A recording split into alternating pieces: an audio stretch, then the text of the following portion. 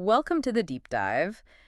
Today we are talking about an animal that, well, it's become a bit of an internet sensation. Oh, yeah. Mostly because it looks like, I don't know, a piece of bad CGI or maybe taxidermy gone really, really wrong. You're talking about the Tibetan fox. We are talking about the gigantic square head of the Tibetan fox. It's a truly unique look, isn't it? Yeah. It just seems perpetually annoyed. Yeah. Like it's in the middle of a scowl with a huge blocky face and then these tiny little triangular ears and these flat, intense eyes. It's just hard to picture it as a real predator. It seems almost like a mistake, like a bunch of mismatched parts. But we know that nature doesn't really do mistakes, right? It Yeah. doesn't do arbitrary. Exactly. So our mission today is to unpack this and figure out why this animal looks the way it does, how these, well, bizarre features help it survive in one of the toughest places on Earth. And we have to set the scene right away because the environment, it explains everything. This fox calls the Tibetan Plateau home. It's this massive area in Central Asia that's so high up, everyone just calls it the roof of the world. The roof of the world. And the key thing here is the elevation and the cold that comes with it. The relentless cold. It's cold year-round. And when you say high elevation, what are we actually talking about? What are the numbers? Well, the Tibetan fox can live up to 5,000 meters. Wow. To put that in perspective for you, the highest peak in Western Europe, Mont Blanc, is about 4,800 meters. So this animal is just casually living its life higher than the tallest mountain in the Alps. Exactly. Thin air, deep cold, that's its normal. Okay, so let's start making fun of how it looks for a second and dive into the function. That huge square head is the first thing you see. What is the reason for that bizarre shape? It's all about one thing. Insulation. Insulation. That square look. It's not a skull. It's not some weird bone structure. It's just an effect created by incredibly long, incredibly dense fur. So it's a fur coat for its face? Essentially, yeah.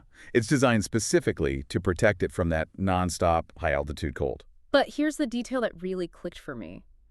If you could, trim its fur, that whole blocky look would just disappear. That's absolutely right. If you gave it a haircut, you'd be looking at something that pretty closely resembles a normal red fox, or maybe a Corsac fox. Huh. It's basically an illusion created by its winter gear. It's just a regular fox that looks like it got, stung in the face by a bee 1,000 times. Okay, so form follows function, even if the function makes you look like a cartoon. Let's break down the other features then. What about the tiny ears? Same principle. Small ears mean less surface area, so you lose less body heat. That's critical in freezing temperatures. And they're fluffy, right? Very. And that also makes the fox harder to spot when it's lying low in the grass looking for prey. And what about the eyes and nose? They seem so small for that massive head, which gives it that classic scowl. Again, it's about minimizing any exposed skin. The less skin you have open to the elements, the lower your risk of frostbite from the wind and sun up there.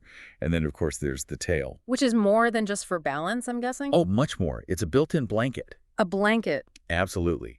When the temperature really drops, the fox will curl up and wrap that huge bushy tail right over its face and body to stay warm.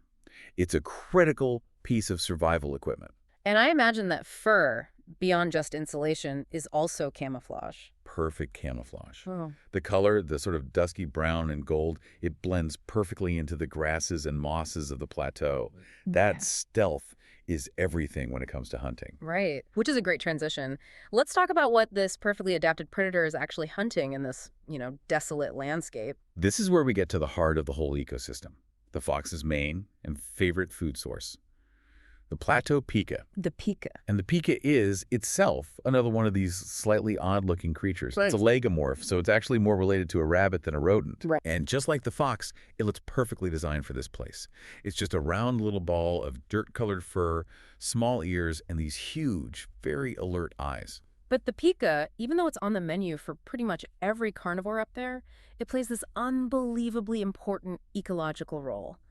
This is where that term, keystone species, really matters. That is the absolute key. The pika isn't just a snack. It basically supports all the carnivores on the plateau. But even more than that, they keep the soil itself healthy. How do they do that? Through all their burrowing, they're constantly digging, turning over the soil, aerating it, and, fertilizing it. Their tunnel systems are essential to the whole high-altitude grassland. So the entire stability of the ecosystem rests on this little animal that everyone's trying to eat. It's an incredible paradox, isn't it? The most preyed upon animal is also the architect holding the whole thing together. But catching that architect is not easy. I bet. The pika is fast, right? Darts back into its burrow at the slightest sound. Instantly. So the fox needs every single advantage it can get. So how does it hunt? Is there a special strategy for prey like this? Well, often they use a really interesting kind of opportunism. They've been seen following other larger predators around, Like what? like a Tibetan brown bear, or sometimes even big birds of prey. And they're just shadowing a bear? What's the goal there? Just waiting for leftovers? Not even leftovers, they're waiting for the bear to do the hard work. A big bear will go up to a pika burrow and start digging and causing chaos. Right. When the pikas panic and bolt out of their escape hatches, the fox is just sitting there, waiting to snatch one up. That's incredibly smart, a way to save energy. Exactly. In that environment, Yeah. every calorie counts. But what about when they're hunting alone? Or with their partner? I read they mate for life and hunt together when they have pups. When they're solo, it's all about pure stealth. It's a real masterclass in tension. The fox will get incredibly low to the ground, gliding over the grass, almost tucking its ears in to be totally silent. They have to get so close without being detected. So close. And the sources describe this palpable tension in the final approach, where one tiny mistake, a snapped twig, a single wrong step, and it's over. The pika vanishes, and the fox has to start that whole energy-draining process all over again. It's a brutal game of patience. But they are obviously great survivors, and I read they're very devoted parents, too. They really are. They care for their pups until they're fully independent. So, with all these challenges, the cold, the difficult hunts, what is their conservation status? Are humans a major threat? Surprisingly, they are currently listed as not endangered. Okay. And the reason why is actually fascinating.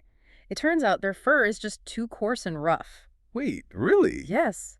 Unlike a lot of other fox species that were hunted for their soft pelts, the Tibetan fox's coat just isn't desirable for clothing. So its bad fashion sense is actually survival advantage. It's one of its biggest protections from humans. That's amazing. Mm. But if we're not hunting them for fur, what is the primary threat? There must be something. The threat is indirect. It comes from agricultural interests. The problem isn't targeting the fox. The problem is programs designed to get rid of their food source, the pika. Because farmers see them as pests. Exactly. Farmers see these burrowing animals and want them gone, completely missing that they are the keystone species supporting the entire food web. So if you remove the pika, the whole system could collapse. You remove the food for nearly every carnivore up there, including our square-headed friend. Precisely. Yeah. Although we should add one final note of ambiguity. Because the terrain is so vast and so hard to access, researchers don't actually have a firm count. So we don't really know if the numbers are going up or down. We don't.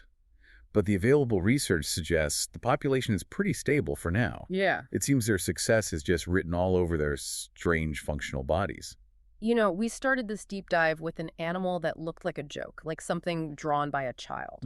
But what we found is an animal that is perfectly, and I mean perfectly, tuned feature by feature to not just survive, but thrive at the roof of the world. That strange look isn't a flaw at all. It's a badge of survival earned at 5,000 meters. It's such a great reminder for us and for you listening that when you see an animal with features that seem bizarre or mismatched, it's never arbitrary.